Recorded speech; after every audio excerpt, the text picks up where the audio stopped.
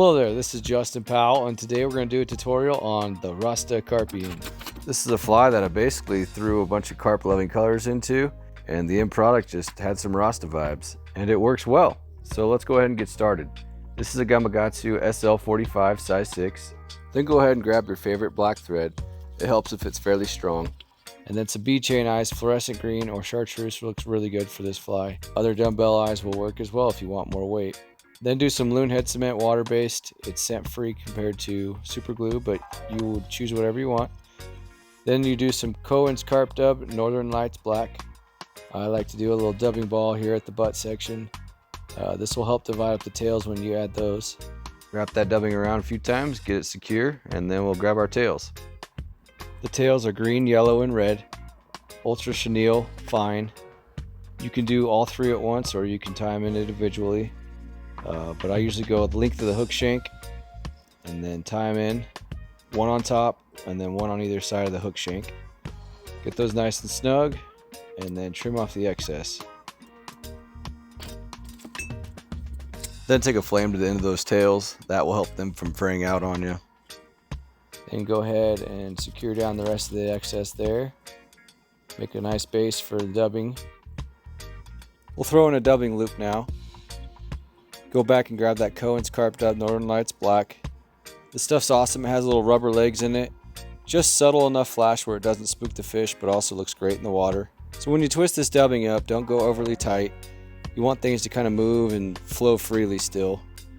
I'll tame things kind of towards the back. I'll tease that dubbing out by hand just at first. Get things freed up, and then one or two reps. Then get it tied in.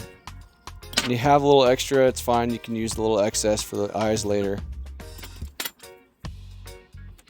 And it looks a little sloppy now, but go ahead and grab a brush or a pick of some kind. I love using a popsicle stick with Velcro on it. This gets all the rubber legs and synthetic material freed up, kind of flowing nicely towards the back. Now for the most important part. One chartreuse, one yellow, and one red grizzly soft hackle feathers. I used hairline here. Go ahead and tie them in by the butt ends.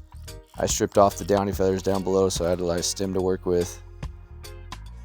Get them tied nice and snug and trim those stems off. Then grab your hackle pliers, grab all three feathers at once and give it one or two wraps. It looks a little complicated, but these tie in pretty easily. All three wrap together pretty nice and make kind of a really nice looking color. I really love how those hackle feathers look in the water. The color is just unique and has a really cool look to it. But once you get them tied in, clip off the tips of those feathers.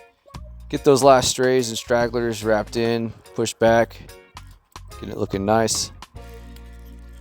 It's a little bulky right now, but I promise it looks great in the water. The profile slims down.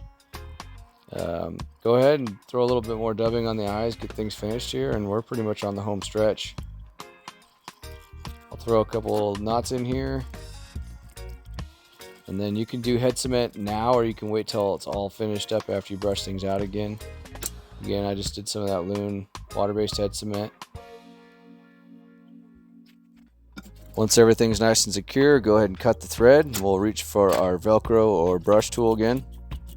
I like to brush everything towards the front first. This blends up the feathers with the dubbing. Gets it all nice and mixed up, looking great. Then, once you get everything kind of mixed up, I brush it towards the back and looking pretty good. This thing just kind of throws different colors to the carp. They're all colors that carp love to eat, and other fish actually seem to enjoy it too. So, in the water, it flows and looks pretty natural, and overall, it's just a fun and easy tie. So, fish it low to mid-water column, and you should do well. Thank you all for watching. This is the Rastacarpian.